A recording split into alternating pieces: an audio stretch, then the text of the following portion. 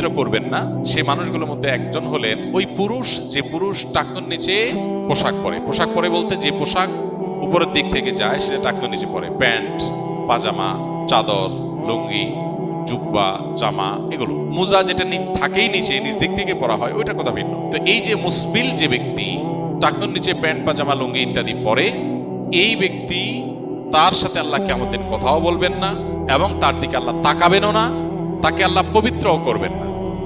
এই তিনটা ভয়াবহতা এই ব্যক্তির জন্য আছে, যে ব্যক্তি টাকনুর নিচে প্যান্ট, পাজামা, লুঙ্গি পরে। আমাদের দেশে অনেকে আছেন মসজিদে নামাজ পড়তে আসলে তখন প্যান্ট ভাঁজ করে। অনেক মসজিদে মুয়াজ্জিনরা মাইকে বলেনও যে টাকনুর নিচে যাদের প্যান্ট আছে প্যান্টগুলো উঠায় নেন। 2 নম্বর হলেন ওই ব্যক্তি, যে ব্যক্তি কাউকে দান করে খোঁটা দেয়, অথবা যাকে দান করেছেন তাকে নানার কথা দিয়ে কষ্ট দেয়। দান করেছেন, আল্লাহর কাছে আশা করবেন এর বিনিময়। যাকে দান করেছেন তার সাথে আপনার কোনো আলাপ থাকবে না। দান করে খোঁটা দিলেন, কষ্ট দিলেন, খোঁচা মেরে কথা বললেন।